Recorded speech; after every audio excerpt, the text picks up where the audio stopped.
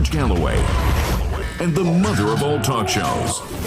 Welcome to the Open University of the Airwaves with George Galloway.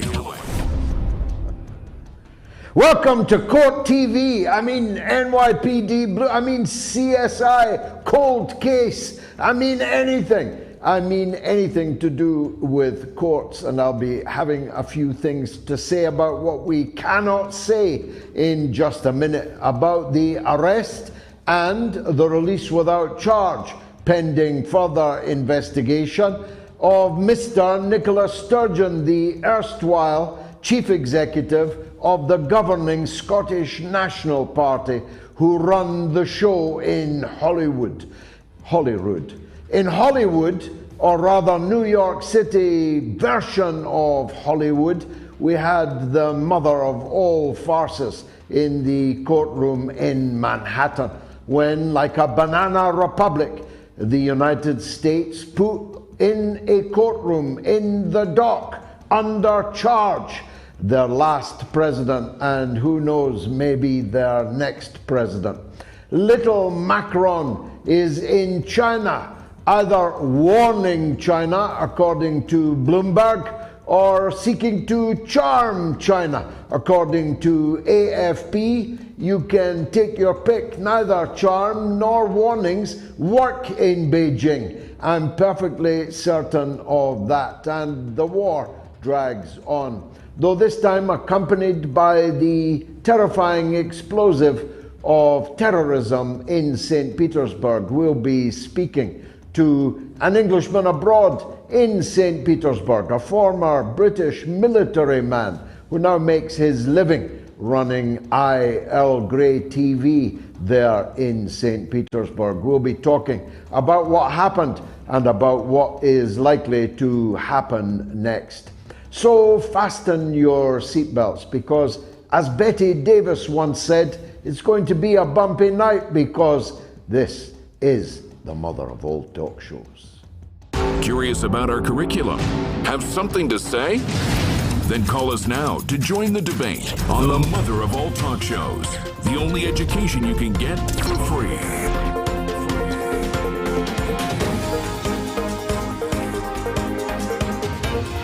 George Galloway, the mother of all talk shows. With George Galloway, the world is our classroom, and you're welcome to sit in and join the seminar. Peter Murrell, otherwise known as Mr. Nicola Sturgeon, is an innocent man. He is innocent until proven guilty. That is an absolute bulwark of our legal system, and it will not be broken here on the show this evening. So if you manage to get your telephone call onto the show, please make sure that you are not in breach of the 1981 Contempt of Court Act in Scotland, which provides condign punishment for those acting in contempt of court on a matter which is, or at least was until half an hour ago, sub judice. It is not sub judice now, because Peter Murrell has been released without charge, and therefore we are a little bit freer than we would have been if he had been charged. But we are still not free. The interests of natural justice make clear that we must be careful what we say, especially on any presumption of guilt. But this much we know, that Nicola Sturgeon did not know the police were about to arrest her husband, Peter Murrell.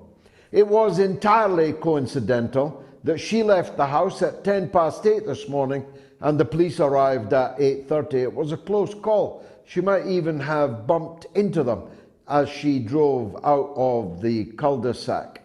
Neither is it true that the police delayed this arrest this morning until the continuity candidate of Sturgeon and Murrell was safely ensconced as the Chief Minister, First Minister of Scotland. That too was a coincidence. And some people are alleging otherwise, but I would not. Although I do have a bridge here in London that I could sell you going cheap. The facts are that the police were just slow off the mark with their arrest. Hamza Yusuf just got in just in time, just like Nicola Sturgeon got out of the house this morning just in time. I've got a bone to pick with the Police Scotland. I might as well get it off my chest right now. You will recall that now, months ago, this show was threatened in a bomb attack, and the threatener said that if the bomb failed to work, he would knife me with a sword. He very helpfully put his name at the bottom of the threat. More than that, he even more helpfully put his address at the top of the threat.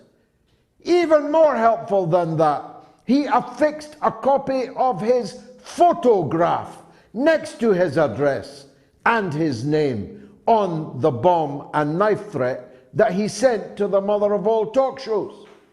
Police Scotland took up the matter because that was where my residence was. They spent a lot of time taking statements about where everyone was when this threat arrived. And since then, we have heard absolutely nothing. Despite the man giving his name, address, and photograph, he has not been arrested. You might well wonder if another politician who was threatened by this man or any other man giving so much of themselves away would have been arrested.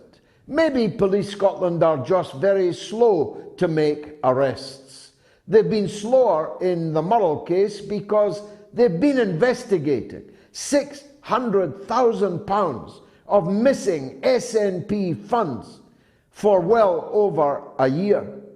And it's not the only investigation that the Police Scotland force are involved in. All kinds of investigations into the governing party's inner workings and their relationship with outer organisations have been ongoing, again in this case, for more than a year. I hope that under Hamza Yusuf, Police Scotland will get the resources they quite evidently need to do a more efficient job. And then that the courts will back them up. Scotland is in uproar at the community service picking up litter given to a 21-year-old man for raping a 13-year-old girl in a park.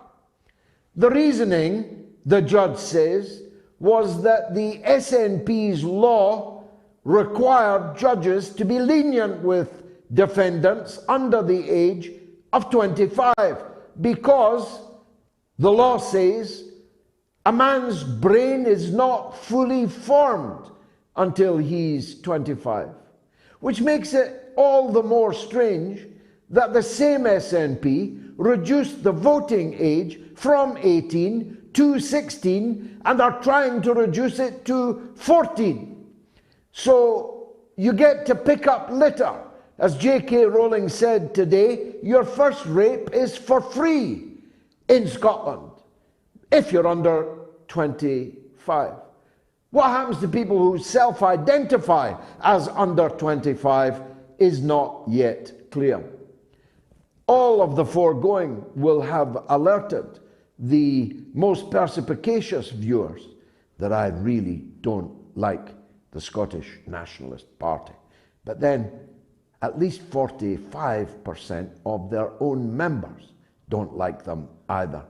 And grandees like Jim Sillars, their former deputy leader, like them even less than me. So, as we say in Scotland, their tea is out.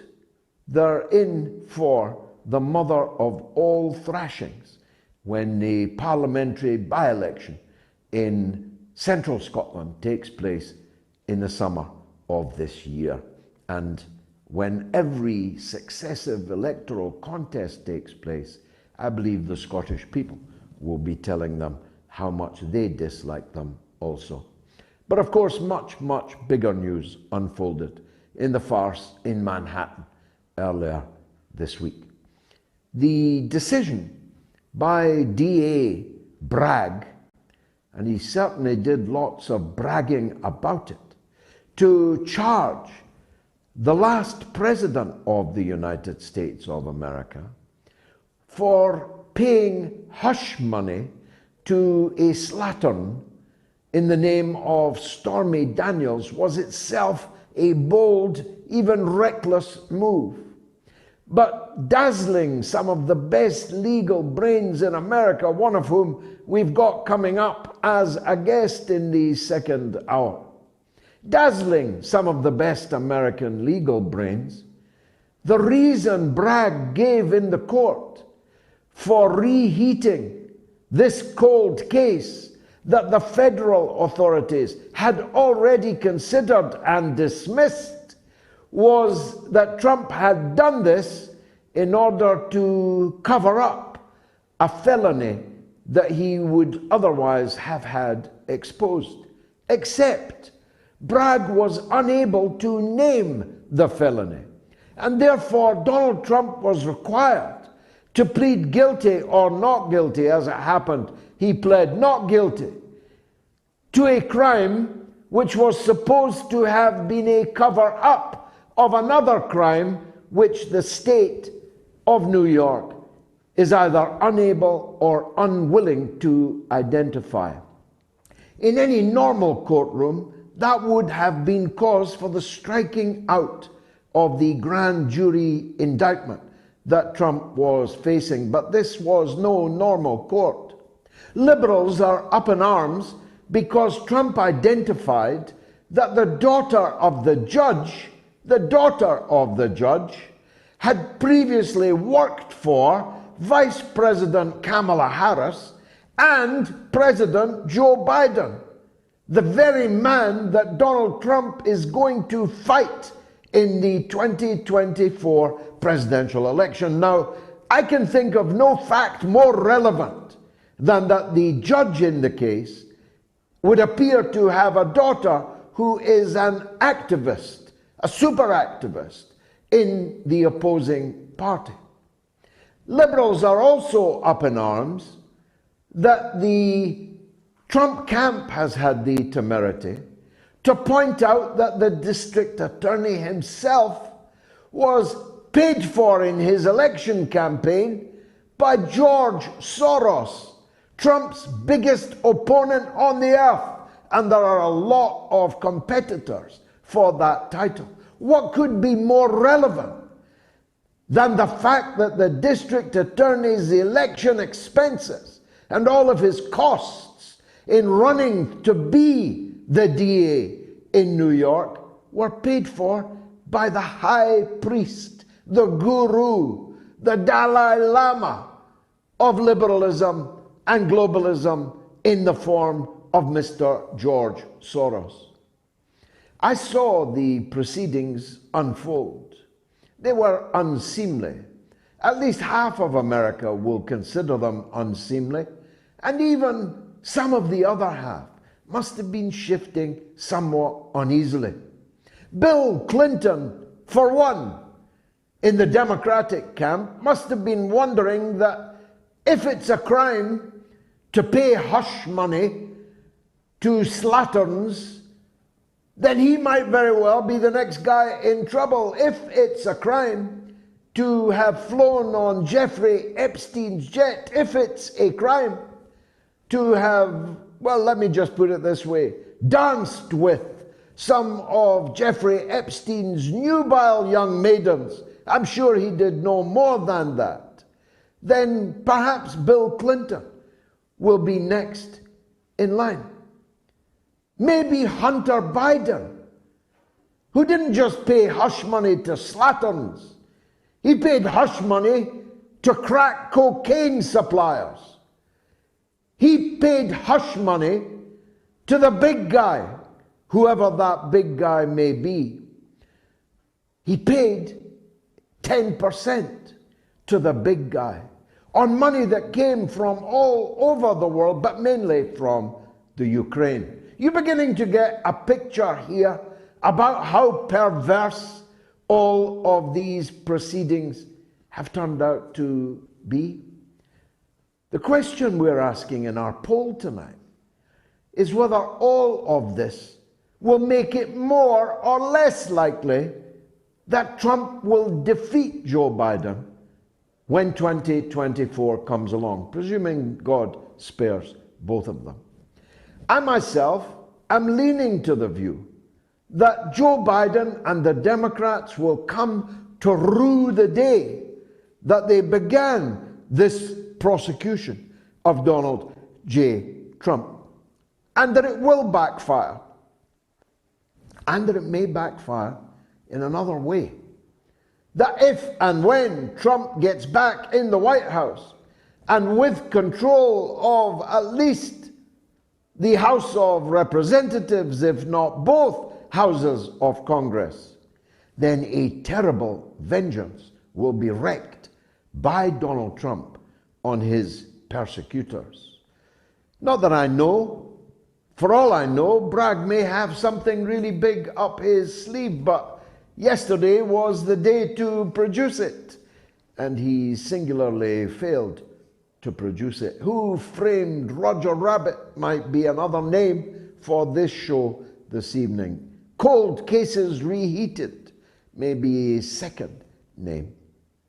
But I want to turn to little Macron, little Napoleon, who, according to Bloomberg, flew to Beijing to warn China that if they got any closer to Russia, then serious consequences would ensue.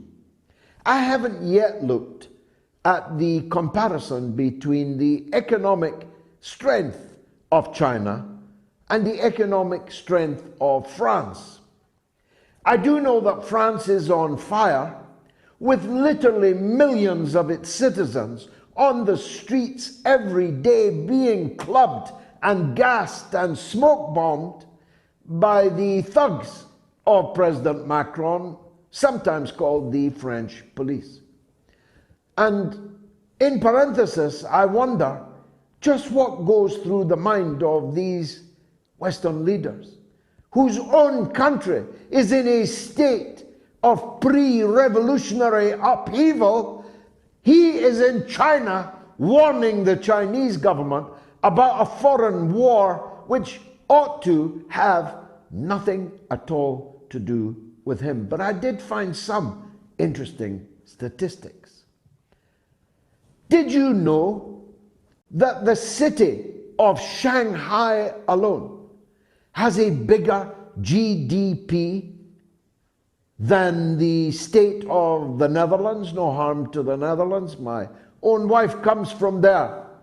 But that's how puny the Netherlands' economy is compared to China's. Finland, which is in the news this week, as the latest addition to NATO, has a GDP smaller than the city of Wuhan in China, which prior to the COVID outbreak, I had never even heard of. If you want to compare G7 economies, with one exception, you need to compare them with cities in China, not with China itself. The idea that these fleas are flying to China, an elephant, and biting its rear end and expecting to be noticed, expecting to be kowtowed to, is perfectly absurd. And yet that is what Macron and von der Leyen are doing.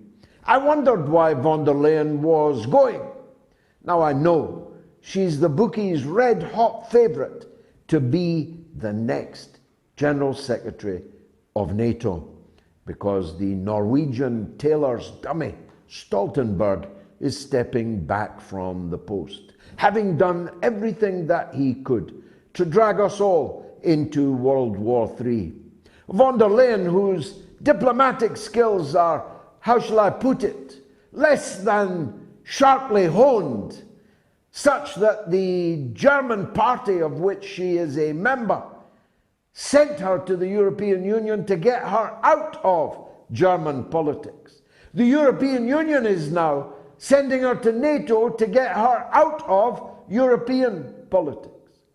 But von der Leyen and Macron are there in China to threaten, warn, or is it charm? Who knows? As I said earlier, the Chinese are impervious to charm, in my experience. Inscrutable is indeed the right word for them. And they react even more badly to threats. So for Europe's sake, and I am, of course, a European, for Europe's sake, I really hope that Macron behaves better in China than he has recently been behaving in France. I want to turn finally to the terrorist attack that took place in a cafe in St. Petersburg. I dealt with it when it had just happened on the show last Sunday, if you want to look back. By the way, in the last 7 days, 1.24 million people watched all or part of the mother of all talk shows. And that's before we start Moats of Deutsch. That's before we start Moats America, and one or two others that I have got up my sleeve. But I wanted to deal with the scarcely concealed glee, the scarcely concealed round of applause which Western media gave to a bomb explosion which decapitated a journalist and seriously wounded up to 40 other people whose only crime was they were sitting in a cafe with the target of the bomb. Bellingcat, the pet of the Western establishment, governments, liberal newspapers, openly stated that the attack on Tatarsky was justifiable because he was not a journalist but a propagandist. We must hope that that idea does not catch on, because I know quite a lot of journalists on the other side of this argument who could very easily be labeled as a propagandist rather than a journalist. And I don't know, I'm only guessing. It could be that Russia is able to do these kind of things at least as well, maybe better, than the people who blew the head off Tatarsky. This ambivalent attitude to terrorism, which we see all the time, from Charlie Hebdo to London Bridge, from the head-chopping, throat-cutting of the Islamist terrorists, ISIS and Al-Qaeda in Syria, and our attitude to them in German Christmas markets, or on the streets of Paris or of Brussels. This double standard about terrorism is another sign of the advanced decay of Western civilization. It is no surprise that people are turning away from us in droves. President Lula of Brazil is also in China. Macron, von der Leyen are in China. The Prime Minister of Spain is in China. There's a meeting tomorrow to solidify the peace agreement between Iran and Saudi Arabia. We are not in Camp David or on the White House lawn, but in China.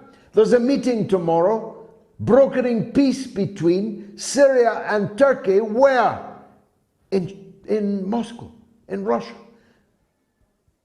The Prime Minister of Malaysia made an agreement with the Chinese president just yesterday to set up an AMF, not an IMF, but an AMF, an Asian Monetary Fund. The queue of people trying to join the BRICS, the queue of people trying to join the Shanghai Cooperation Organization grows longer almost by the week. People are fleeing from us. They're fleeing away from us because of the degeneracy in our societies. Don't get me started adumbrating all the signs of that degeneracy, but one of them is that we'll applaud terrorism as long as it's blowing the head off somebody we disagree with. But if someone comes and blows our heads off, then they are indeed the Antichrist, who must be hunted down. The countries from which they come must be sanctioned and may be invaded and occupied if necessary. This degeneracy that I have been speaking about now for 3 years has reached a critical stage. A critical mass has now been achieved in the stampede away from us and towards the east. I've gone on too long because I couldn't see the clock. Please forgive me. Keep your seatbelts fastened. It's going to be a bumpy night. It's the mother of all talk shows.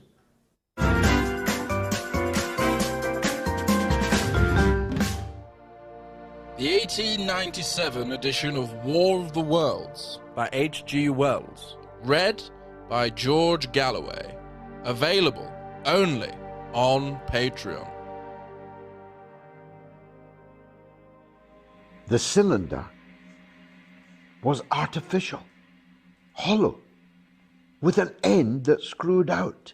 Something within the cylinder was unscrewing the top. Good heavens, said Ogilvy. There's a man in it, men in it, half roasted to death, trying to escape. At once, with a quick mental leap, he linked the thing with the flash on Mars. The thought of the confined creature was so dreadful to him that he forgot the heat and went forward to the cylinder to help turn. But luckily, the dull radiation arrested him before he could burn his hands on the still glowing metal.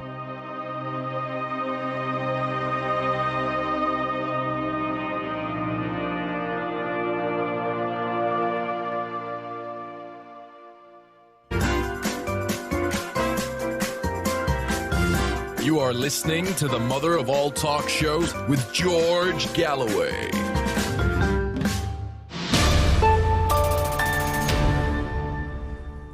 Now, bearing in mind the terms of the 1981 Contempt of Court Act, brackets, Scotland, close brackets, if you want to comment on anything I've said or didn't say, or anything my guests say or don't say, here are the numbers. If you're in the UK or Ireland, it's entirely free of charge.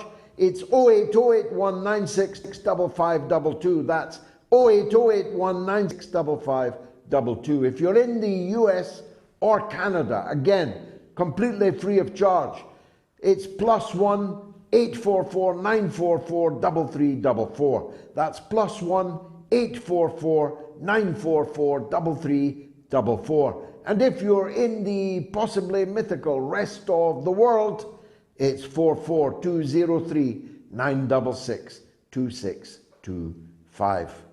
Now we're running a poll, as I said. Is Trump more or less likely to be the next president of the United States? A, more, B, less. You can vote on my Twitter feed, on this YouTube channel, on my Telegram channel, t.me/George Galloway, or on the YouTube community poll. 10,227 people have voted already, and it's not looking great for Joe Biden, is all I can say.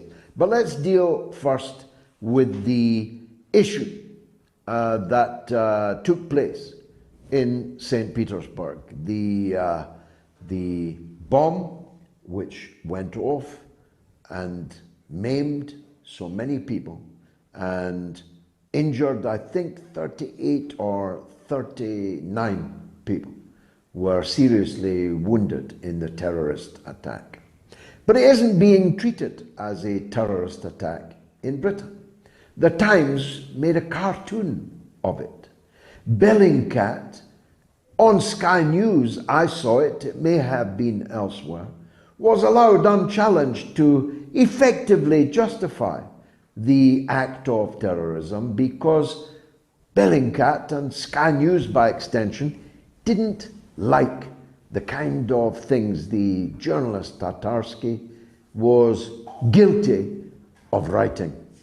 As I say, I really hope that doesn't catch on, because there are plenty of journalists on the other side of that argument who would be in peril were that to be the case. Let's talk to an Englishman abroad, an Englishman in St. Petersburg, and a former British military man at that. His name is Mike Jones. He is a very popular guest on this mother of all talk shows, and I'm glad to say he joins me now. Mike, thanks very much for coming on the mother of all talk shows, and my condolences to you and all those who live in St. Petersburg for the heinous act of terrorism that took place there. Tell us what kind of impact, first of all, it has made on the great city of St. Petersburg itself. Thank you, Mr. Galloway, for having me on your channel again. Yes, it was a devastating blow. My partner, my ex-wife, she was very concerned about that. This is a cafe that I myself had visited in previous occasions. I'd given speeches there myself. I have sat in that chair where Max Fomsin, to give him his real name, had sat himself when he lost his life. I had given talks there with colleagues of mine. Wow. This was undoubtedly well, in my opinion, it was a targeted attack through I agree with the Russian authorities that it was a Navalny-linked, CIA-funded, possibly Ukraine Special Services attack there to cause fear among people like myself. Russian authorities called it an attack on Z bloggers. So people like myself who understand the Russian cause, who understand the values that Russia is fighting to protect, and well, people like myself and John Mark Dugan, who has lost a very close friend of his in Daria Dugina, we won't be perturbed by things like this, but we will learn the lessons, and we understand the modus operandi of the CIA and the Western powers as they seek to silence our voices. Now, in your own discourse there, you departed from what was the initial suspicion and accusation by the Russian authorities, who quickly attributed it to the special forces of Ukraine. But am I right in saying that they now seem to concede that it was internal Russian criminals, albeit encouraged, perhaps facilitated, because it was quite a sophisticated operation? It wasn't a common or garden bomb, it wasn't an IED, it was a bomb, presumably with a timer, inside a rather fine piece of sculpture. So not something that any Tom, Dick or Harry could pull off. So possibly assisted by, logistically assisted by outsiders, but nonetheless, a crime carried out by Russians, on Russians. Yeah, the latest reports is there are claims about a National Republic Army that are taking credit for this. But I think people with two brain cells to rub together can understand that there was outside support and funding. The suspect, Daria Trepova, she had plane tickets booked out of the country. She cut her hair. She gave a fake name of Nastia. She is now claiming that she's set up. Well, the case is ongoing, and I will not make judgments or, that sort of thing on her particular involvement in the case. But one must understand that such a thing, as you have just said, she, in her social media, apparently was an artist, a sculptor.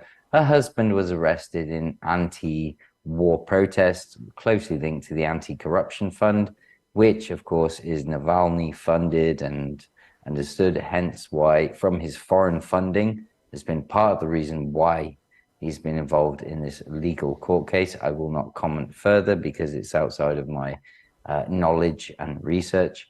But as I understand, there are foreign powers influenced in Navalny and therefore in her husband and therefore with her.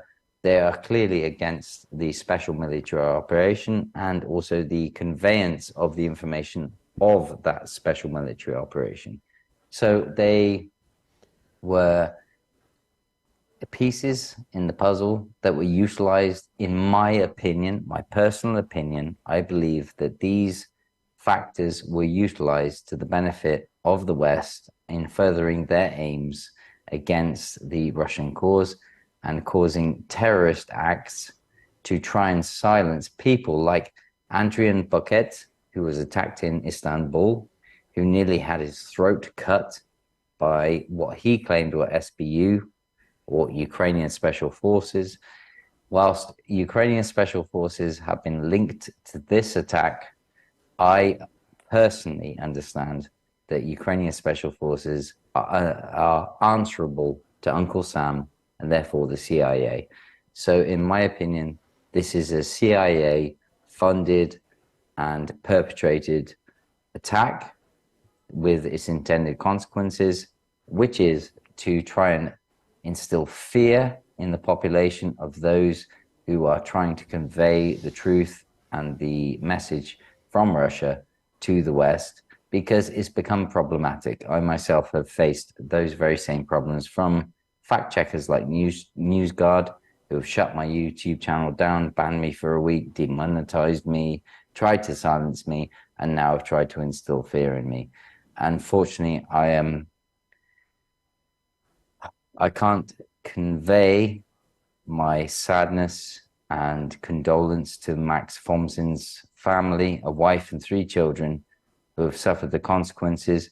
I do understand that in that cafe, there was a child that was injured as well, along with many others. This is a heinous act, as you yourself have described, that in any other circumstances, the West would denounce. But in this case, it is celebrated.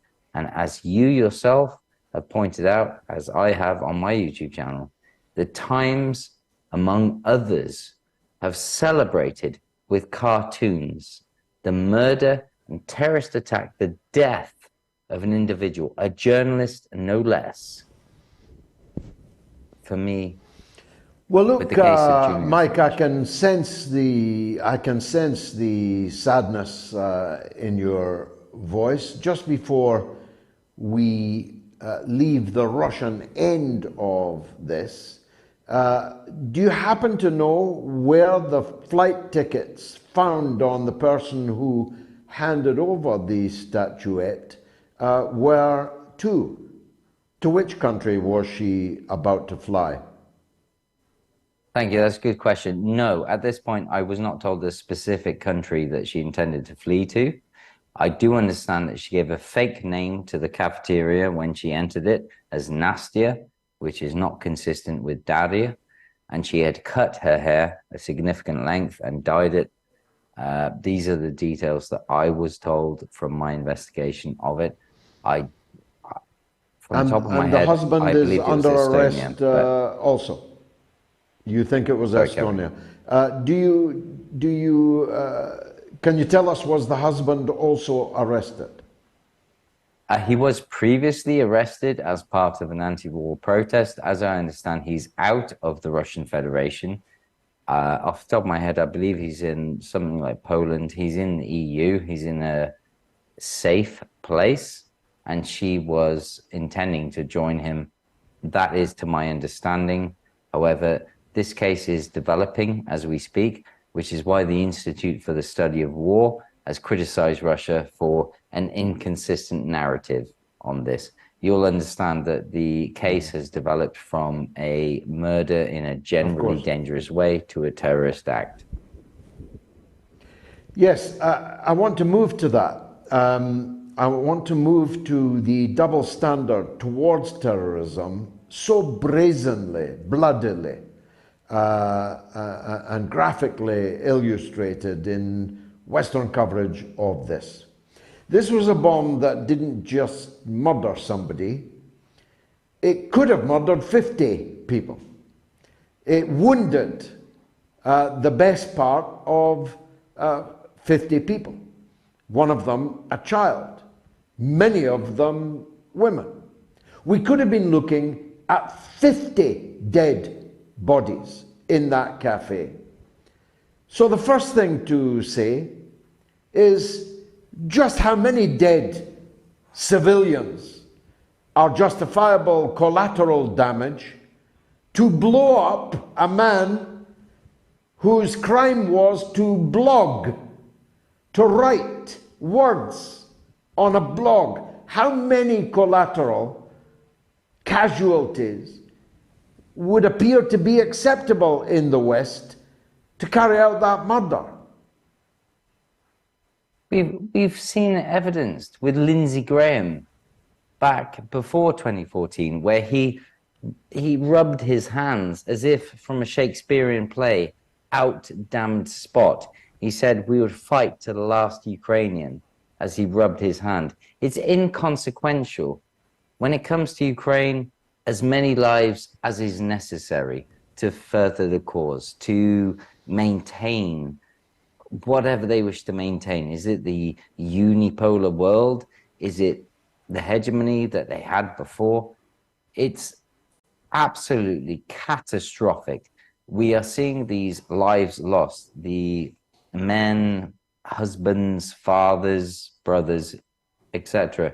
in Artyomovsk/Bakhmut, and then we're seeing it carried on in these heinous acts in the Russian Federation as well, against journalists, people that the West say are so protected, so proclaimed, so holy in their message, and yet these very same people, like Julian Assange, that they are pressing charges against and ruining lives of.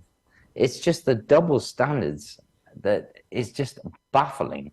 It really is just incomprehensible how they can maintain all of this, and the world is waking up.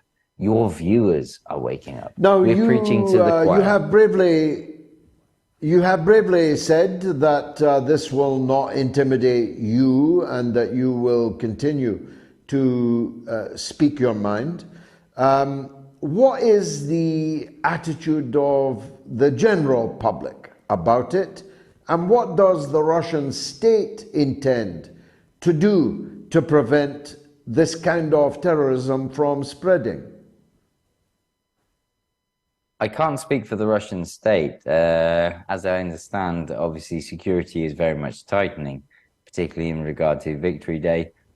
When it comes to the Russian public, every act like this only serves to harden the resolve, only serves to reinforce the message of Putin that this is an existential crisis, that now we have the news of Finland joining NATO. Here we have NATO on the border. You cannot play into the hands. If Putin was a madman repeating rhetoric and delusional things of NATO trying to invade and all this, you are simply just playing into that hand of that narrative. But that's not a delusional case.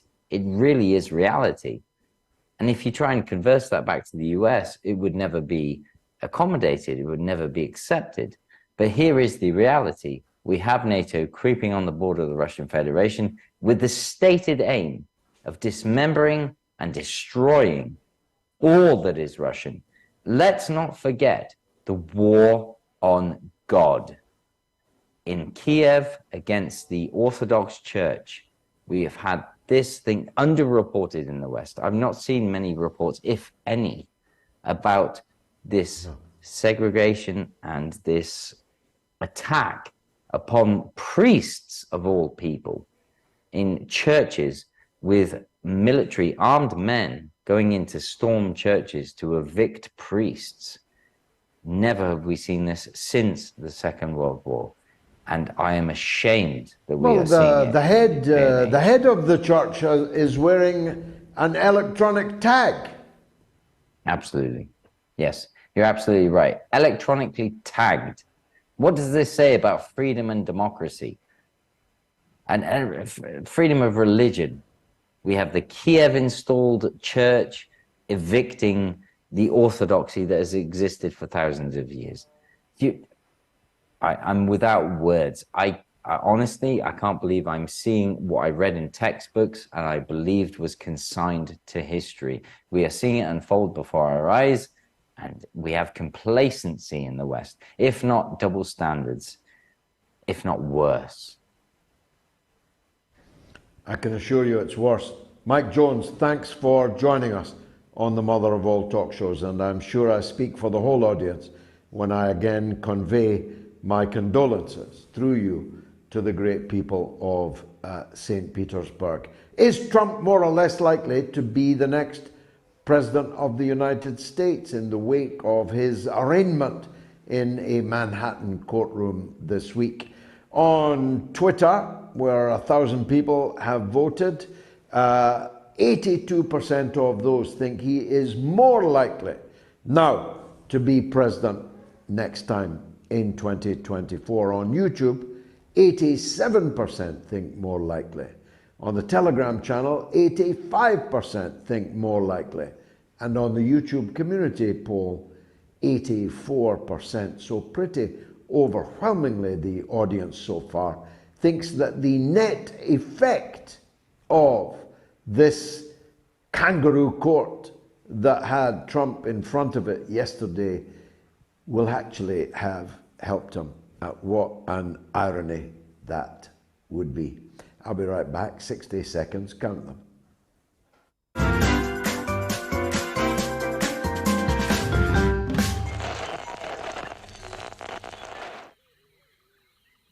The airwaves.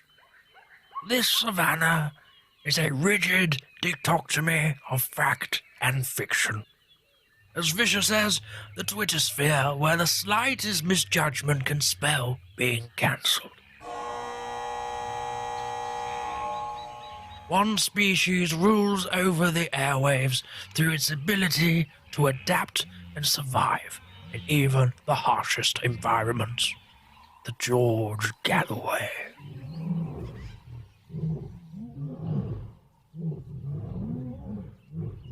The top cat in these parts, it is mostly active on Sunday evenings in Britain and mid-afternoon in the United States.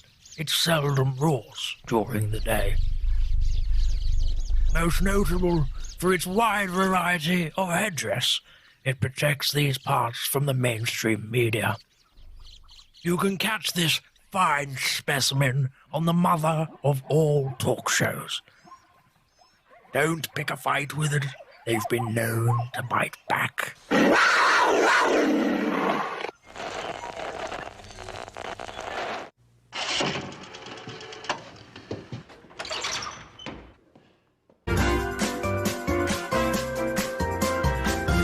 You are listening to the Mother of All Talk Shows with George Galloway.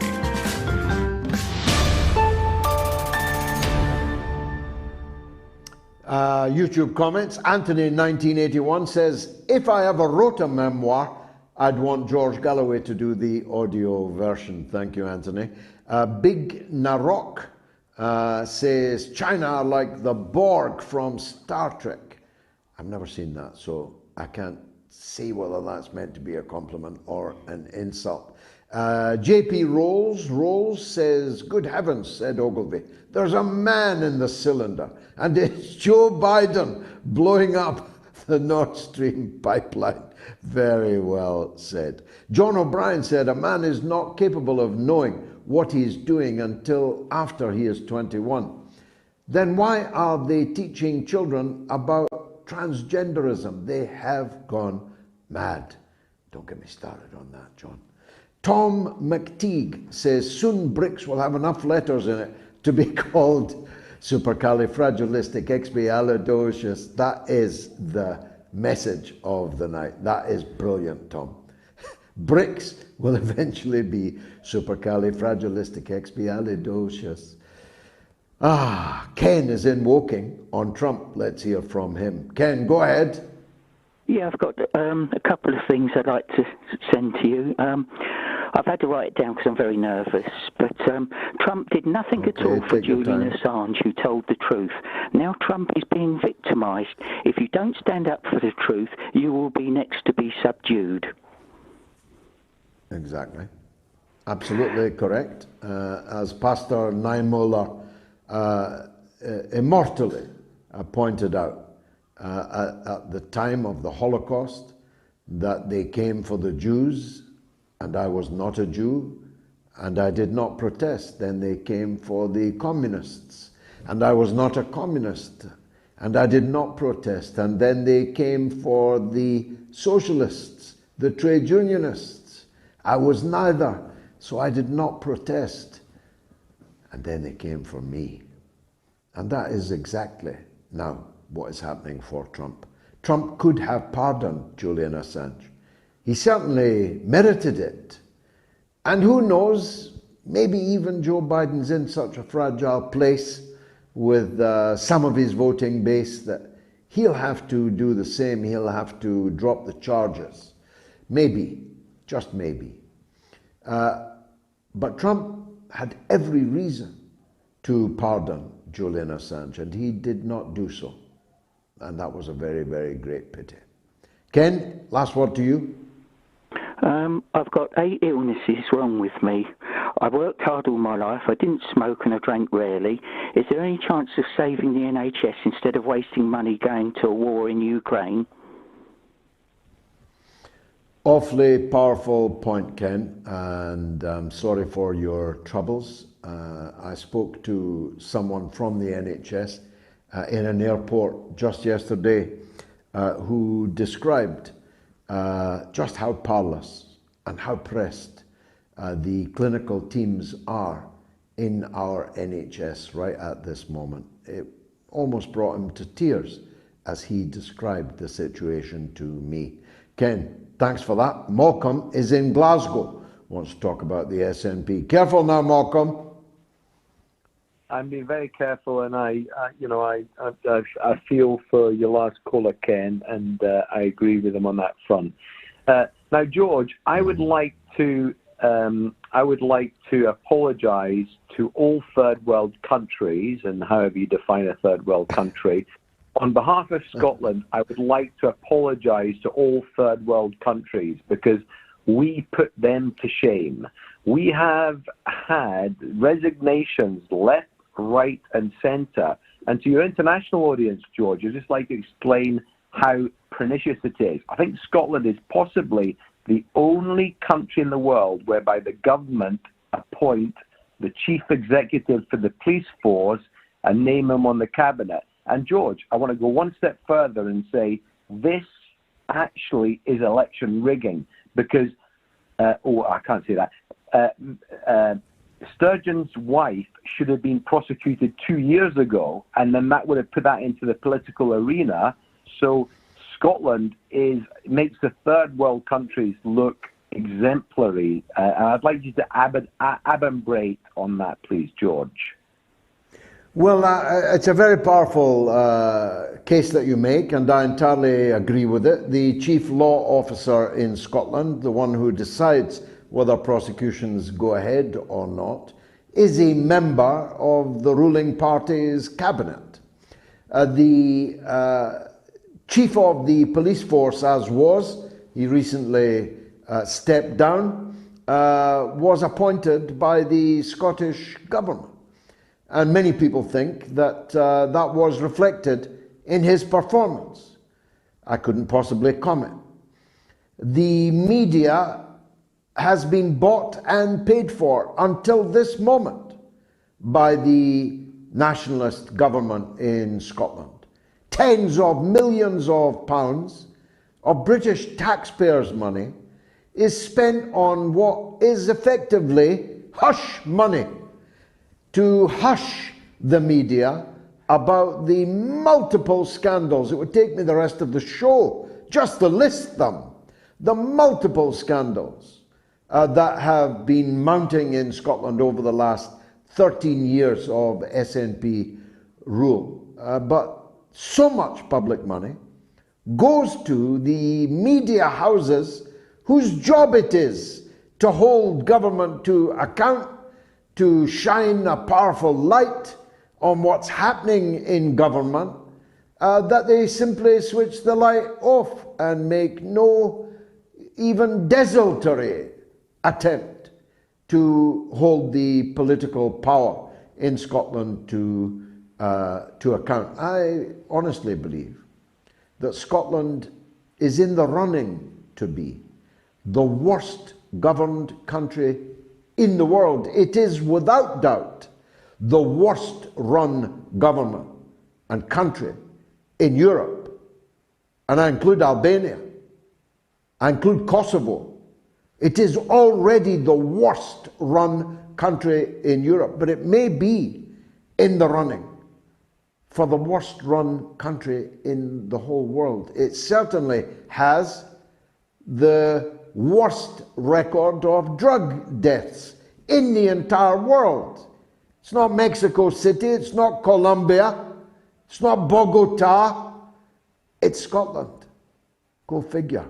Malcolm, powerful, thank you. Super chats are flooding in, thank you very much indeed. If you don't know what super chats are, if you're watching on YouTube, go now and click on Super Chat. Make a donation to sustain the midweek show and help us get the 2 new shows that are in the pipeline up and running.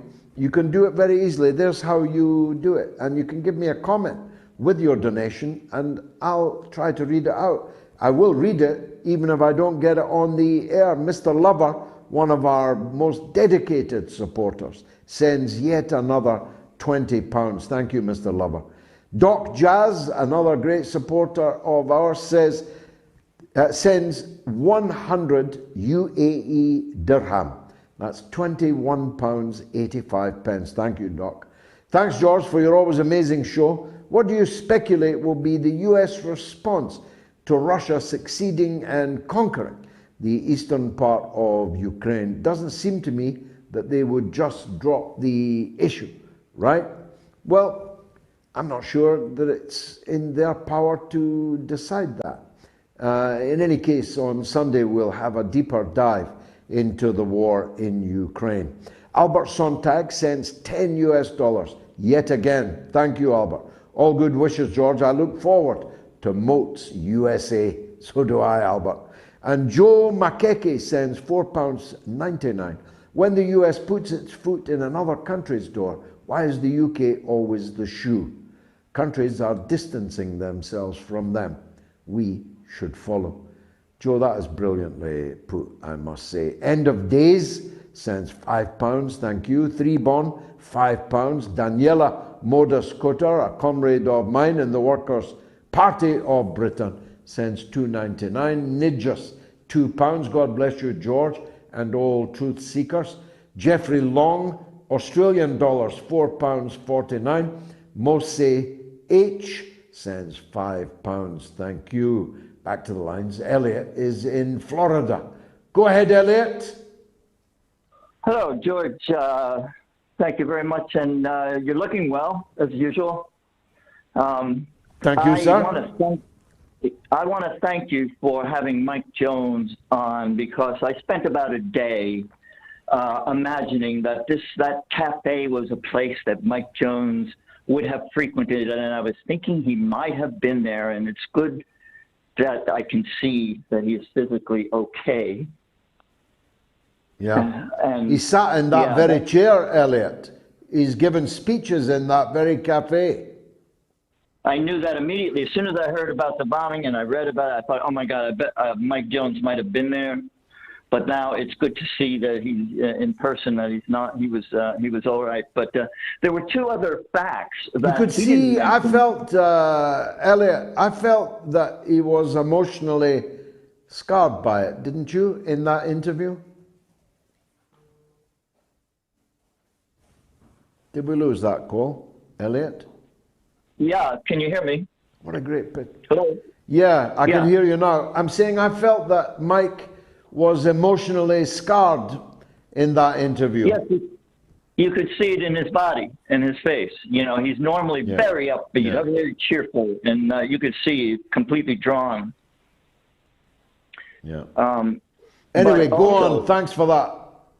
Yes, there were also there were 2 points. One that the man, the reporter that was the journalist that was killed was on the SBU or their kill list, their blacklist. Yeah. And also the woman actually didn't hand him the statue and leave. She actually sat down very cheerfully. So it kind of reinforces in me the idea that she was a dupe. Yeah, I've got to say, not only did she sit down and stay to see it happen, but she was one of the last to leave the cafe, because I saw on video her leaving and there were a huge number of wounded people out before her. So she hung around, which is very, very strange. Yeah, it is. But it seems it's a pattern now, and it's very sad and frightening. And, you know, insult is added to injury, isn't it? When you see almost unconcealed glee on the part of Western commentators about what, in any other circumstance, would be described as a heinous, murderous act of terrorism. George, I'm in the U.S., and I've always been on the left, and I have a lot of friends that are very liberal and progressive, and I am completely aghast at when I talk to my friends about the conflict or the war, and I hear them accusing me of being, you know, Putin talking points, and Putin is the evil one, and they rattle down the entire narrative, and their hate is so strong. I don't know what to think or to do, and I'm kind of cut off from even some of my best friends. It's very sad here. There's a lot of sheep, Elliot, to be sure, and it doesn't take many sheepdogs to stampede the sheep onto the truck for their final journey. We know that. But there are more people, no more than at any time in our history. You must always keep that perspective. I lived and grew up in politics in a time where the means of finding out the true story were nothing like the means that we have today. So don't despair, my friend. After the break, we have a lawyer, Lionel, who's so mellifluous, who's so erudite, who's so coruscating in his commentary about all legal matters. You're going to want to hear him. And he's up right after this short break.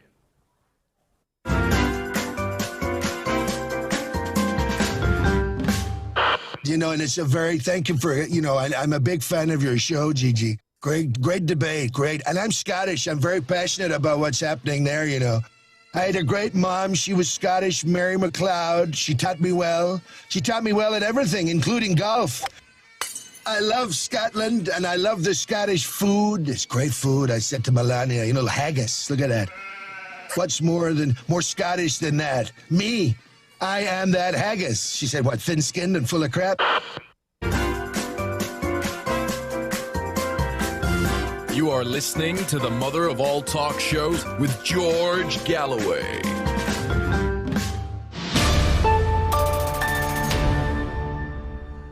I am that haggis. Now, let's go swiftly to the legal eagle himself, Lionel, a New York lawyer. If I was ever in trouble, there's only one man I'd hire. It is the one and only Lionel. So good that, like Madonna, he only goes by one name, Lionel. How wonderful to George. see you again. I mean, every George. cloud has a silver lining. Yeah. Would that I were able to explicate, to limn, describe with any degree of accuracy how my heart swells, not only seeing you, but gracing the portals of the mother of all talk shows. I am beside myself. Thank you. You have no idea how many people. I have a dear friend, Declan, from Ireland, who called me, says, "You know George Galloway?" I said, "Know him." I said, "I taught him everything he knows, but not everything I know." Proceed, sir. I told you he was mellifluous. I told you he was erudite. I told you he was coruscating. Well, he'll be coruscating on the next bit, I can assure you. Because I read his missives every single day. I actually read Lionel every day. And so should you. Thank you. We'll explain later how you can do so. Because every cloud has a silver lining, Lionel. Trump's under a cloud, but the silver lining is that it's right next door to you, and you'll be able to illuminate a very big canvas using that as this brush. Tell us, first of all, for those who don't follow you yet, what's your general take on the attempt to prosecute Trump on this case? With all due respect to banana republics, absolute banana republic, it is the most scurrilous, the most antithetical to this, George, and I hold this up with all love. This is our Constitution. This is the only thing. This is my Bible.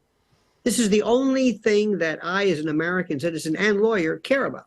Not politics, not ideology, not this left-right paradigm, not this nonsense.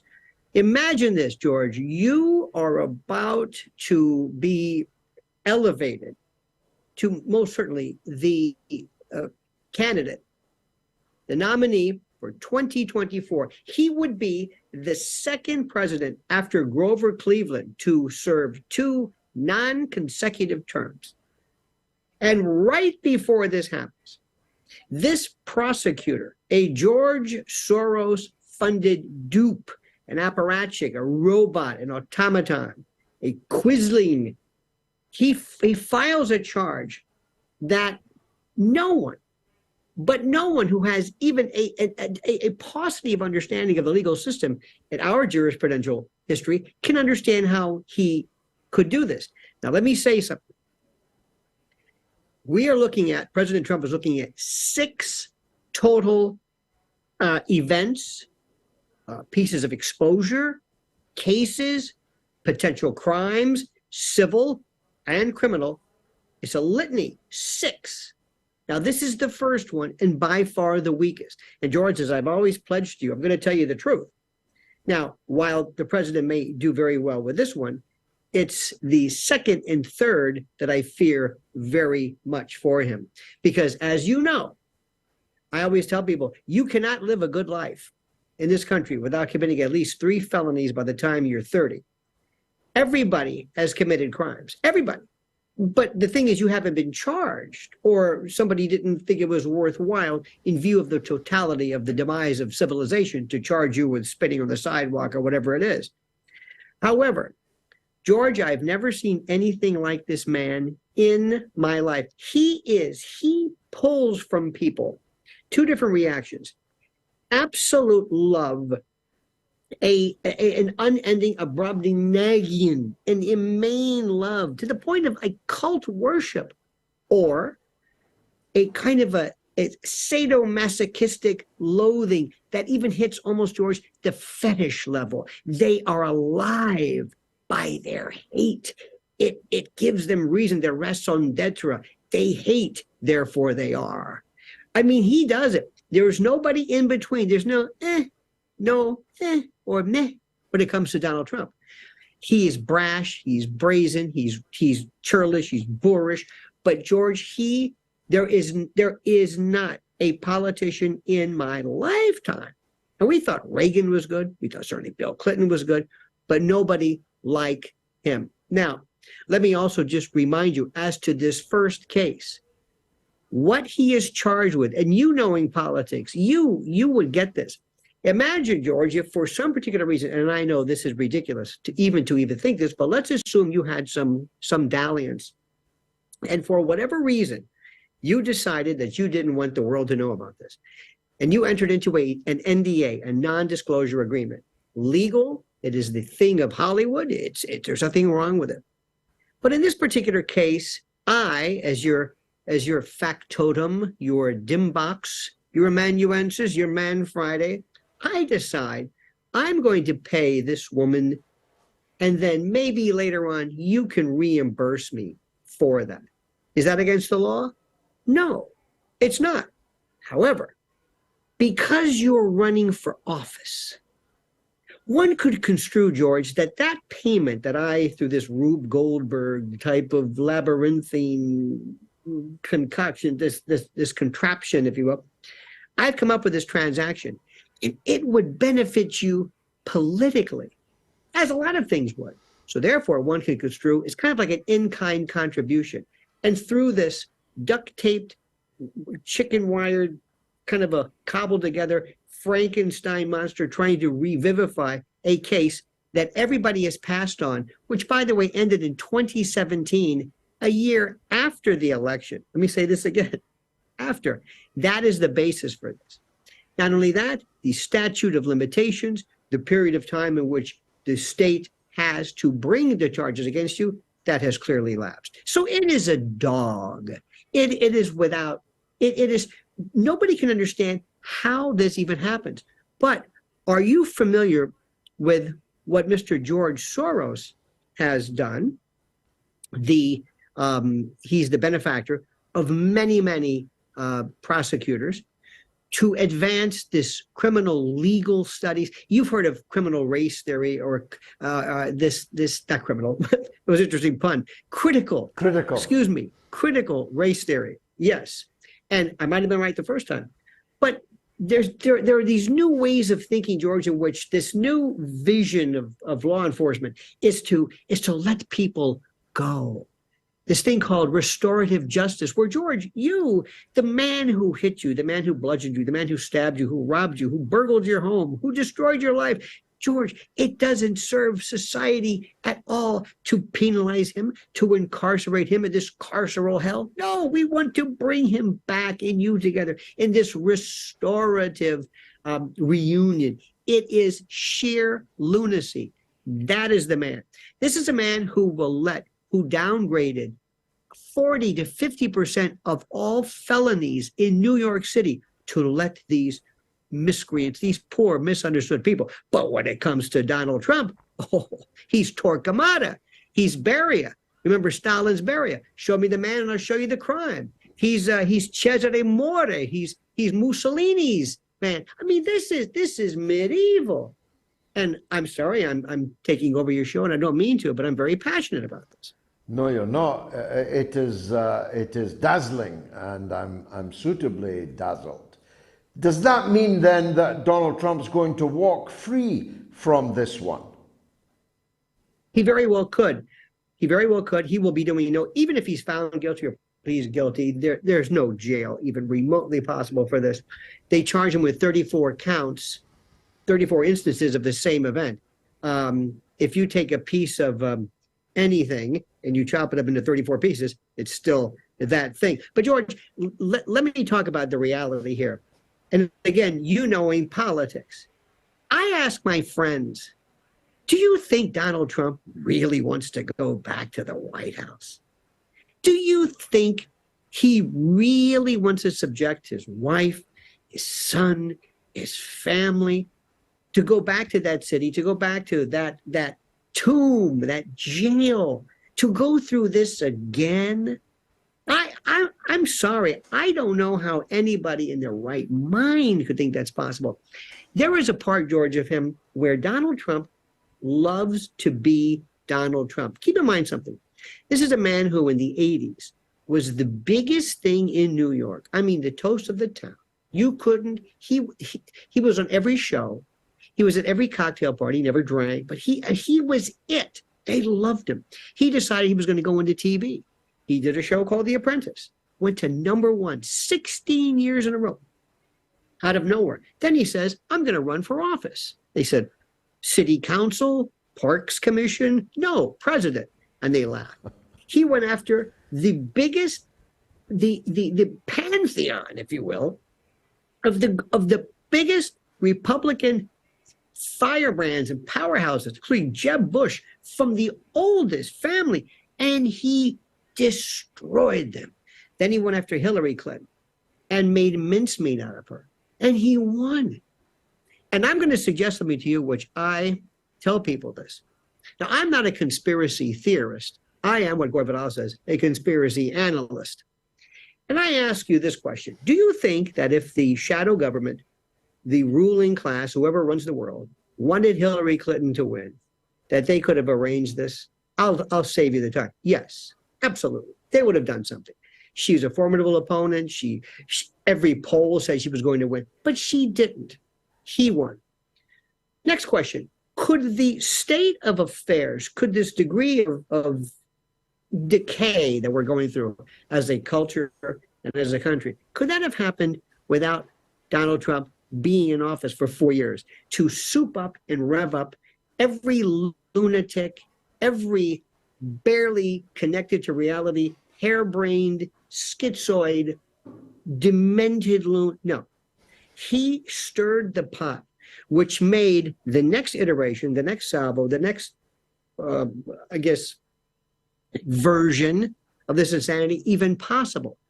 I respectfully submit that it is not beyond the realm of reason to think that he served a very important purpose, and that is to make everything, to soften up the country so that his replacement could be a wizened, dotard, decrepit, hobbled by decrepitude, dotage, a man who walks around yelling, who ordered the veal cutlet? A man who, a friend of mine says, would you let Joe Biden drive you home from the airport? And I said, no.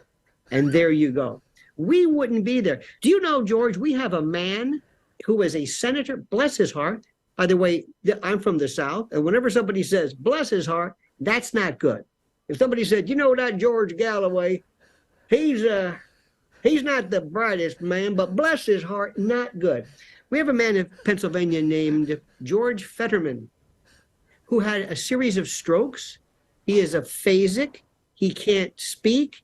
He can't read. He can't comprehend. I'm not trying to mock him. He's a United States senator. He left to be hospitalized for depression so severe he had to be hospitalized. They brought him out, and he's back again. And instead of people saying, you know, George, with all due respect, we don't think you possess the requisite wherewithal to be a senator. No. The left says, isn't he something? Isn't he a tribute? Tribute to what? I don't know. I have some wonderful relatives that I would not want as a U.S. senator. So now we have a dotard as president who imagines things. George, you don't understand this. We thought Dan Quayle was stupid because he couldn't spell potato. This makes Dan Quayle look like Ed Witten, some supersymmetry particle physicist. This is our president. We have a vice president who has hebephrenia, pseudobulbar affected cachinnations, these weird guffaws, inappropriate, these laughs and howls and cackles, an inability to understand the simplest of concepts, and the most unique ability to describe nothing. That's our second in command. We have a White House correspondent who, by the way, makes them all look like something from the old Vic. We have a woman who has no idea. And we have a U.S. senator who is aphasic.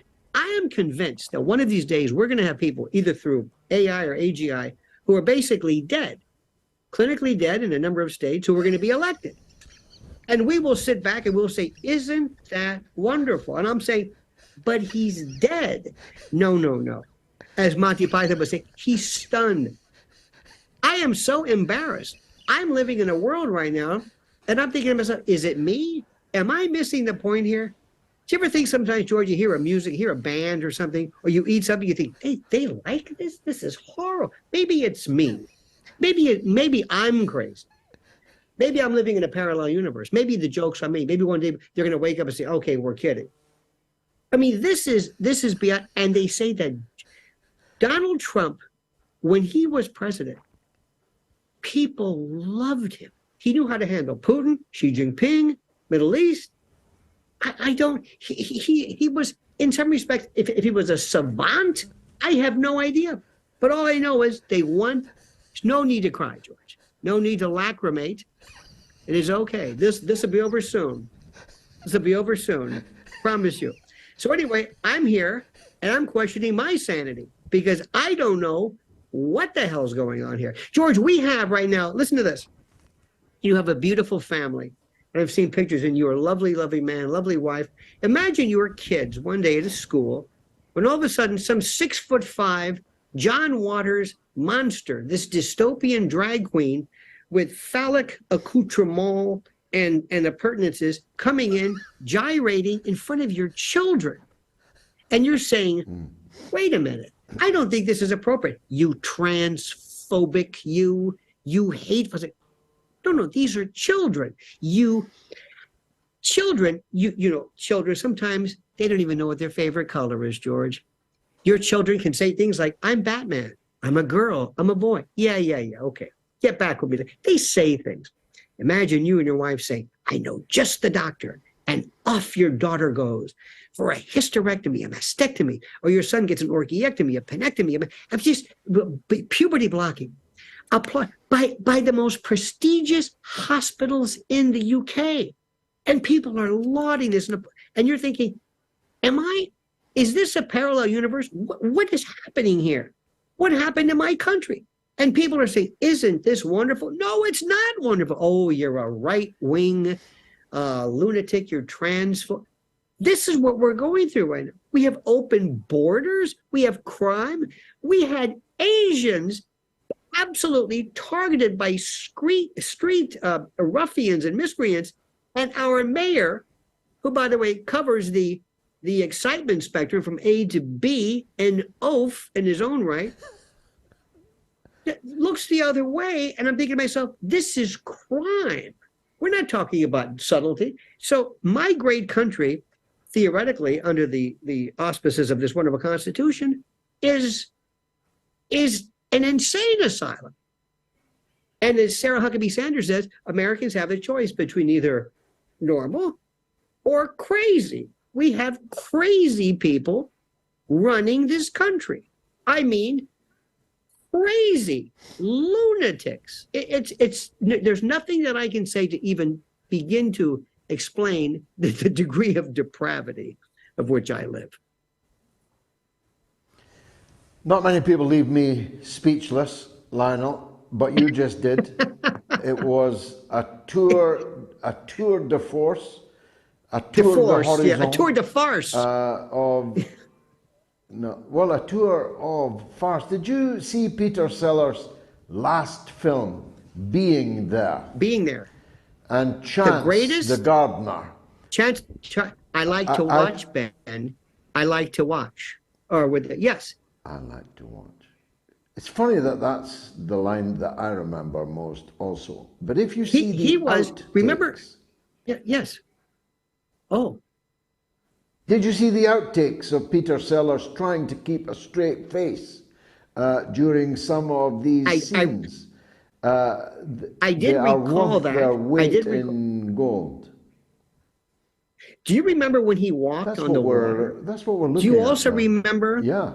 You remember at the end, what was the music that was playing at the end? It was Eomer Deodato playing also Spock, the 2001 theme, which they said there was a Kubrick kind of a connection into it.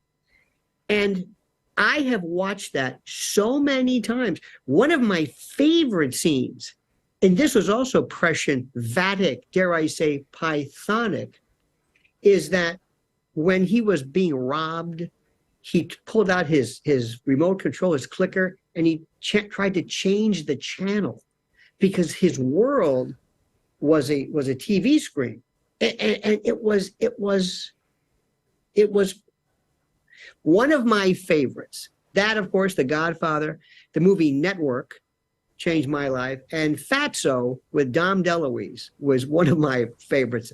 I don't have a very deep list of favorite movies, but I'm with you in that. And I also think, George, there's something that's interesting.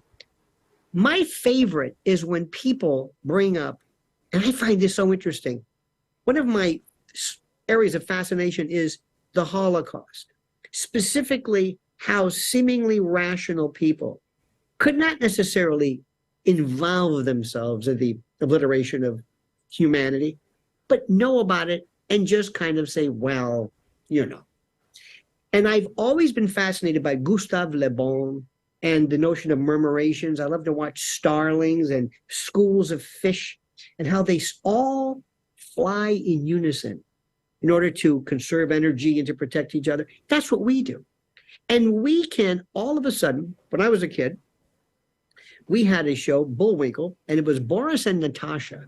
And this was post-Cold War. And so help me God, when people talk about Russia and Zelensky and Ukraine, I think they're hearkening back to Boris and Natasha. Drago, Rocky, Khrushchev with the shoe, this portrayal of Russians as despicable, very unattractive, mean, perpetually dyspeptic. They always say Putin is a thug. And I'm saying, what do you know about him? Well, in 1962, 90 miles from the coast of Florida is this place called Cuba. And the Russians decided to keep some missiles there. We almost went to World War III over that, and nobody thought anything of it. And I explained, let me show you this map. This is Russia, this is Ukraine. This is the border. This is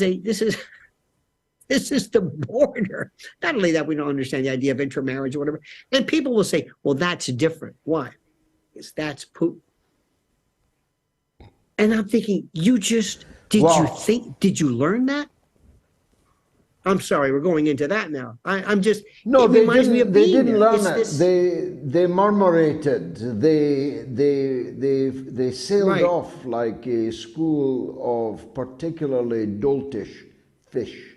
I'll tell you what, Lionel, we're going to have to put this interview out as a special because it's been really special, and I thank you from the bottom of my heart for it, for coming on the mother of all talk shows. But we must go because there's so much more still to do. Is Trump more or less likely to be the next POTUS? It's overwhelming. 81% say more. 87% say more. Telegram, 85% say more. YouTube community, 83% say more. It's truly extraordinary. Now, here are the phone numbers. One last time. You've only got, half an hour you've got left to call me. UK and Ireland, 08081 965522. US and Canada, +1 844 944 3344. And in the rest of the world, 44203 966 2625. I'll be right back.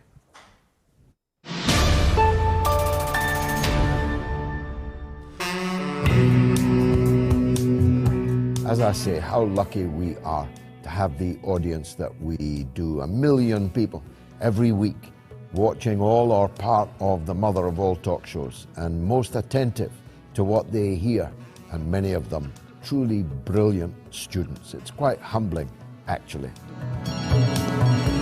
Oh, George, blessings upon Ukrainian. It's the metamorphosis, man, or metamorphosis, the intimations of immortality experiences.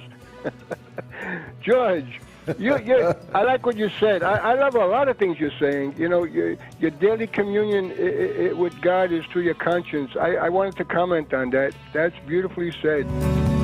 Your Socratic method on the On-Air University is very beneficial, and I can only speak personally. I have appreciated because I had called last time in regard to the general strike, and you helped to really refine my understanding of that from a different point.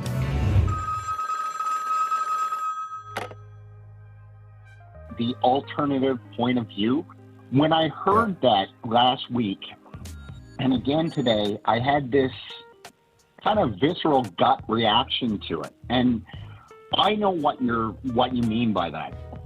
And, you know, the Moats audience knows what they mean by that because we're all informed citizens. We wouldn't be here if we weren't. For the masses who don't necessarily follow geopolitics, let's say, they're going to listen to whatever the mainstream media tells them. And for them, anything that's alternative, the automatic kind of reaction is, oh, okay, it's a crackpot view, it's a conspiracy theory, it's an extreme view, when really it's not. It's, let's call it what it is. It's fact-based commentary. Hello, George. Nice to talk to you. By the way, you deserve every penny you get because you're the only person who speaks the truth over all the fake news. I wanted to personally thank you for bringing such great guests that speak about the situation. Also, I have become more aware of people like Max Blumenthal at the Gray Zone and others who do update us with the correct information about Syria, and this has just been such a great eye-opener, so thank you. You are the people who have stuck with this show and transformed it into a truly global university, where it can be said that every month at least 4 million people will watch this show. They're in Greece, they're in Canada, they're in America, they're in England, Scotland, Ireland, Wales, they're in New Zealand, they're in Australia, they're in Norway, Denmark, Sweden, they're in Finland. They're all over the world. They're in Africa with a call from Nigeria. This is a truly global phenomenon, and that is down to you.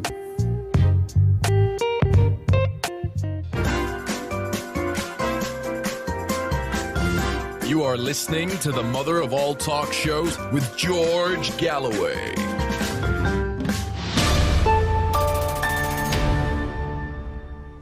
I've worked with Lionel over many years, and as will be obvious, I have the very highest opinion of him, but I think he outdid himself this evening. I think that was a truly epic interview, and one which will live, and the early feedback from you, the audience, is that you agree with me. So please, first of all, follow him on Twitter. It's very easy, Lionel. Follow him on Twitter and then get deeper into his work, which I do. I mean, I'm not exaggerating. I get an email from him, as do all his subscribers, every single day. And sometimes there's 50 points on the email, all with links. Press this and you're off somewhere else. This man is a genius. This man is a verbal Picasso. He is, I think, literally a genius. So follow him and support his work if you can. The Sheepman 220 sends £1.99. Thank you very much, Sheepman. Stephen and Vin send £20, and they say, Lionel is a legend. Your guests are all legends, and they keep getting better. Why not get the Donald himself on? Well, he was on earlier talking about himself as a haggis, wasn't he? But of course, he'd be welcome, as would Joe Biden. The Sheepman donated again, £1.99. Thank you, Jeffrey Long. $2.99 Australian dollars. All the best to you, your wife, and the wee bairns. Thank you, Jeffrey. Goose Creek, my very good friend in the Netherlands. No offense, Goose, when I made the point that Shanghai has a bigger economy than the Netherlands, sends €11. Thanks, Goose, for that. Dean Mia sends $1.99. Thank you, Dean. Dr. Tolstoyevsky gives £2.50. Great intro, Gigi. I'm thoroughly enjoying Moats. I actually enjoy presenting it. I especially have this evening. Robin Hunter sends £1. Thank you, Robin. Jack Quack sends £5. Excellent monologue, Mr. Galloway. Hope you can invite Alex Salmond soon. So do follow Lionel. He's on Twitter at Lionel Media. Lionel, capital Media. Gino is in the Bronx. Let's hear from Gino. Go ahead, Gino. Good evening, Mr. Galloway. I had an nice to hear from you experience. again. Oh, thank you. Good to hear you again. I had an in-the-body experience listening to my voice about 3 minutes ago, taped from the past. More for this experience, man. So, George. Okay. Where to begin? George, well, first of all, I guess if I have to say anything the most important, I got a couple of quotations that I would like to offer to you, and then I could go on maybe a little bit to some of the notes I wrote down. I got to write a book responding to you. So here's one. Okay. Here's one. Think on these things. It's an education reading book. Little quotations. I take it on the train. It's a small little book. But here's a couple of quotations for you in the audience I think you might enjoy. It says, the church is within yourself and not in any pope or preacher or in any building but in self. For thy body is indeed the temple of the living God, and the Christ becomes a personal companion in mind and in body, dependent upon the personality and the individuality of the entity as it makes practical applications of the tenets and truths that are expressed. Now that's one, but here's another one. Amen. Very quick. I agree. Jesus is the man, the activity, the mind, the relationships that he bore to others. Yes, he was mindful of friends. He was sociable. He was loving. He was kind. He was gentle. He grew faint. He grew weak, and yet gained that strength that he has promised in becoming the Christ by fulfilling and overcoming the world. Ye are made strong in body, in mind, in soul, and purpose by that power in Christ. The power then is in the Christ. The pattern is in Jesus. And that's a pattern, like I said, it's for the whole world. It's a pattern of selflessness. The more selfless we are, the more we'll be effective down here in bringing joy and compassion and wisdom onto the folks who are dealing with the propaganda we all grew up with. So, George, by the way, just quickly with Lionel, I have to say I don't love Trump other than in a platonic way. I don't hate him. I feel bad for the man because he was good about telling the truth about the false politicians up there, the Bushes, starting the wars, fought over lies and all that. He just doesn't know how to handle the truth to himself. And when he bragged about not paying taxes, right there, if the main sin down here is selfishness, right there he gave his cards away, his hand away. So there's half the country, Lionel, is independent, and I haven't given up on Robert Kennedy Jr. and Tulsi Gabbard or somebody else who comes along with him. So remember, half the country didn't vote.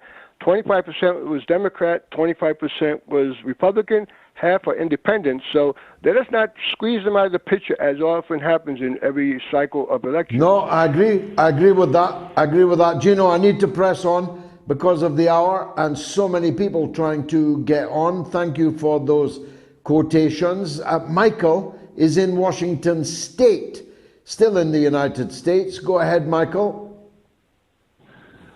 Good to hear you, George. And thanks for putting Lionel on. Spot on. Gino sounds like a good man. Yeah. And thanks for the reference to Peter Sellers and obviously Terry Thomas and the crew with the Monty Python. That's always good to hear. Yeah, I wanted to mention we really did tour the horizon there, that's for sure. Great comic I'm going to relief. watch Being There when I get home. I'll remember to see that. I wanted to mention something. It's all the more poignant because it was Peter's last, of course. Go ahead. Sorry to interrupt you, Michael. No problem. Thank you. There's hasn't been mentioned, there's a concentration camp in 1913 called Taylorhof, Talerhof, run by the Austro-Hungarian Empire or the German family at the time, or Austrian family at the time. I forget their names, but they were persecuting the Russians. So the Russians, are probably particularly sensitive to being oppressed and persecuted. And maybe it's because of Christians. This was at the time in 1913 with the king and queen, and shortly before the revolution, and probably just before World War I. So they're particularly sensitive to these kinds of attacks upon their nation and their way of living. But it looks like there's a pattern here. You know, the Azov battalions attacking the Russian, also Christians. Then you got Zelensky going after the priests there. And maybe by no coincidence that the paganistic tendencies in the United States, okay, and the alliance with the Democratic Party versus, I don't know, the Republicans, maybe the Christian ways, maybe there's some kind of a thing there. What do you think? Yeah, well, I do think that our godlessness is coming back to haunt us. I think the loss of belief in Western societies, all kinds of belief. A belief in God, obvious, it's lost, gone, for Alberta.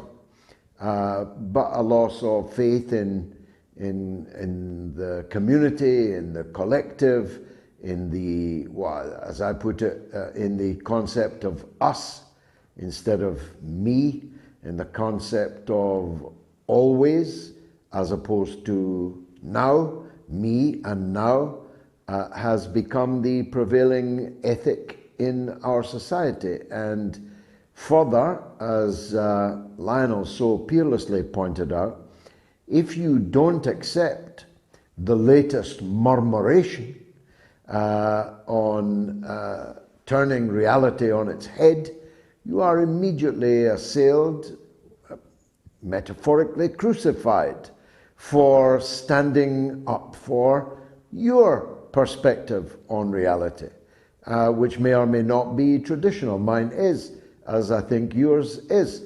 But paganism and selfism is one of the manifestations of degeneracy to which I alluded in my opening remarks. So I'm with you to that extent, Michael. I think people are running away from us, not just because of our overbearing, bullying, and worse attitude towards them, but because they don't see humanity, society, life in the way that has become the prevailing orthodoxy here.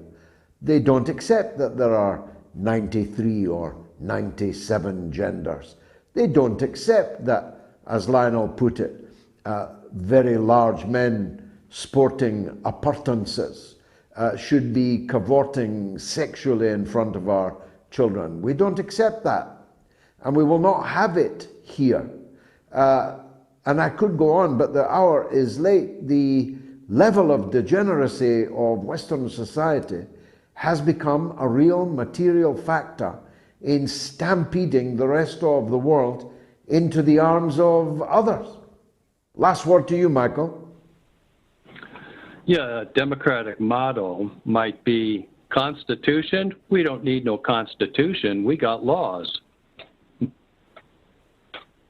Yeah, well, look, don't get me started on drug laws and all the other laws that have contributed to this current situation. They talk about a war on drugs. There's never been a war on drugs. The United States government was involved in supplying drugs and profiting from drugs.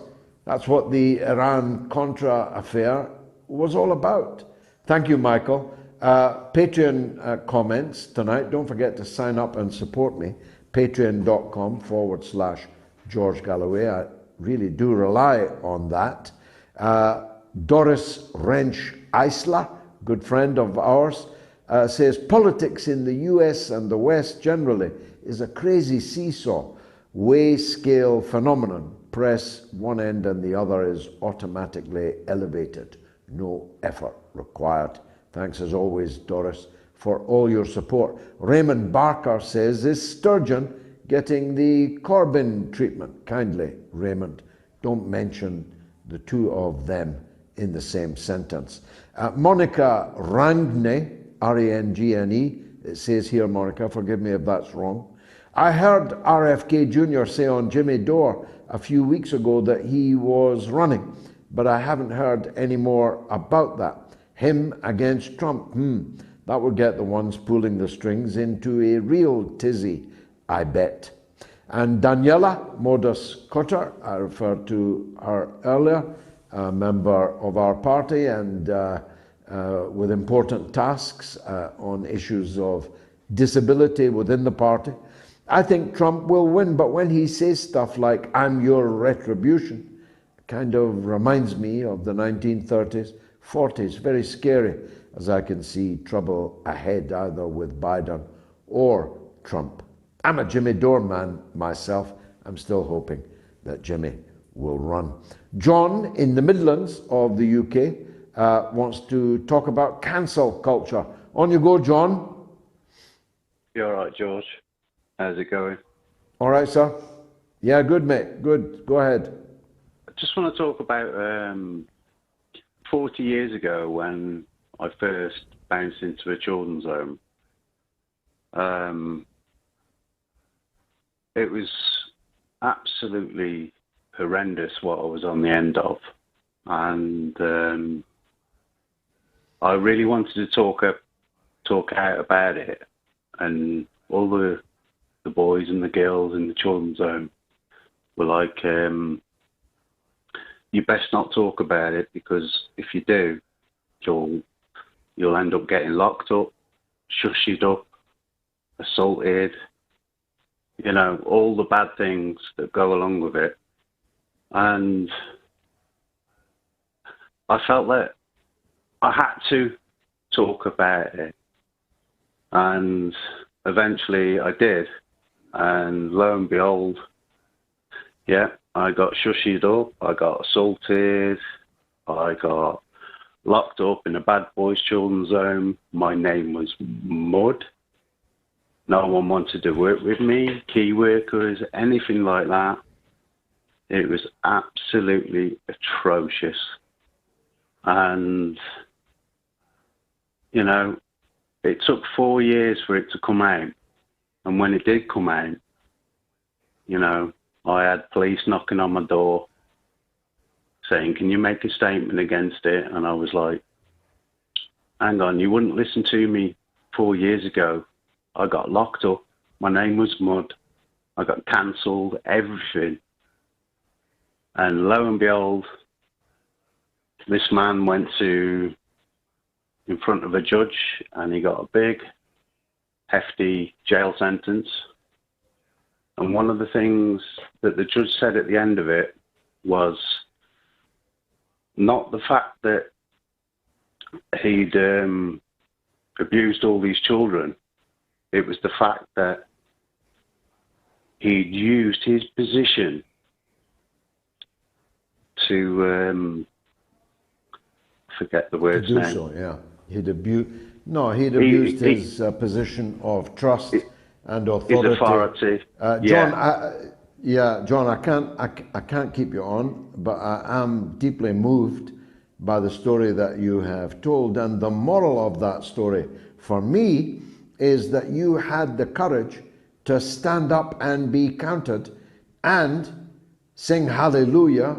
You were vindicated in your own lifetime. It used to be that vindication came long after one was dead.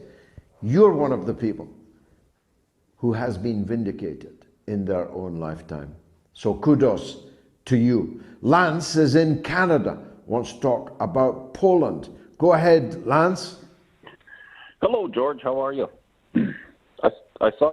By the grace of God, I'm good, thank you. I saw your interview in China, your show you did there. I really enjoyed it. Yes. Thank you. It was you. fairly obvious, though, that Li Jingjing likes older men, because I thought she had a bit of a crush on Mr. Galloway. But anyway. Oh, don't say that. My good wife is sitting 6 feet from me now. Oh, I'm sure she is. Anyway. Yeah, I like Li Jingjing. She's pretty good. What was I going to say? Oh, yeah. Okay, we talked about Poland annexing. Somebody had called you about, Poland annexing part of the Ukraine when this is all over. And for a whole year I've been predicting it, and for a whole year I've been predicting it, and now Zelensky is in Warsaw confirming it. Poland and Western Ukraine are going to be one country. No borders, neither physical, nor economic, nor cultural, or most importantly, nor historical, which of course means the necessity to the extirpation of the cult of Bandera, because, hey, Bandera murdered hundreds of thousands of Poles in the lifetime of some people still alive today. Lance, go on. Oh, I guess my thought was Article 5 doesn't really have to be triggered by Russia. It only has to be triggered by CNN and, the mainstream media. So, and Poland is stocking up on a lot of weapons. So I think that this Ukraine war, it's starting to look like, was just a practice as far as logistics and new weapons and testing Russia. There's a lot of resources in the Donbass and going east. So I think that, no matter what, those resources are going to be helped with democracy and helped with human rights abuses and things like that. Oh dear, I wish I had more time to deal with that. I gave a speech which has been quite well watched and well received at the conference in China on democracy, shamocracy, call it what you will. And I made the obvious point that the proof of the pudding is in the eating.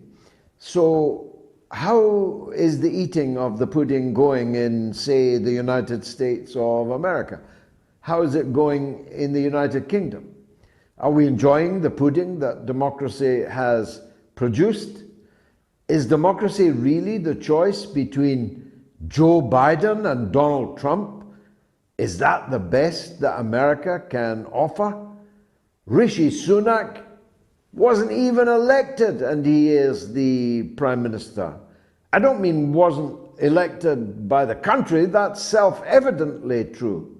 But he wasn't even elected by the Conservative Party and never would have been elected by the Conservative Party. They think we should still be ruling India, not that an Indian should be ruling us.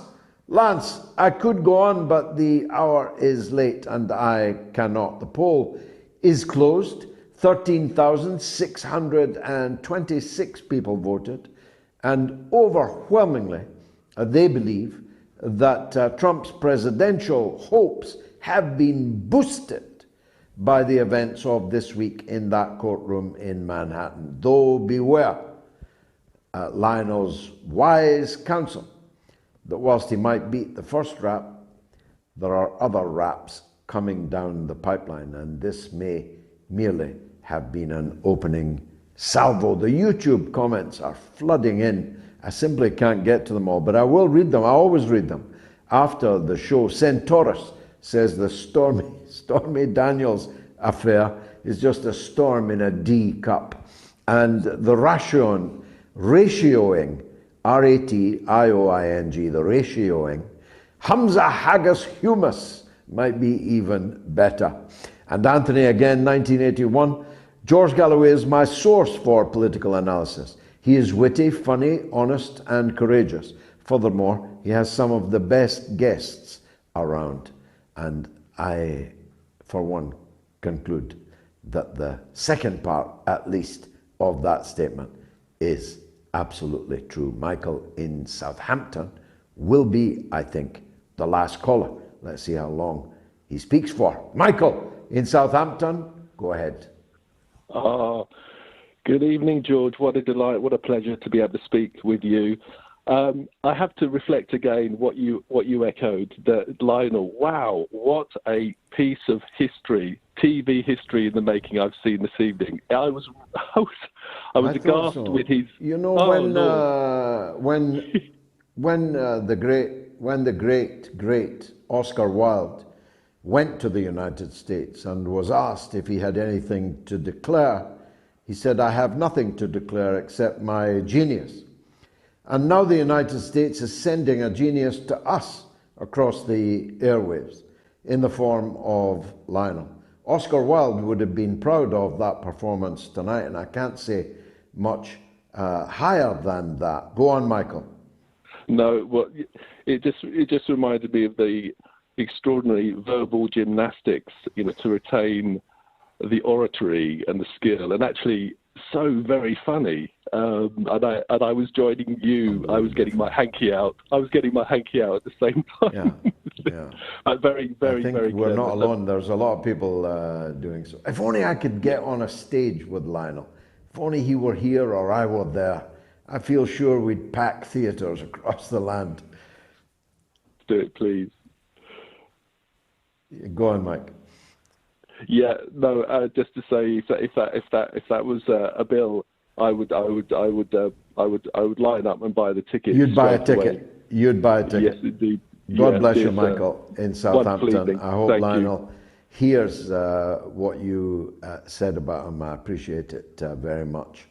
Indeed. Well, my final thoughts are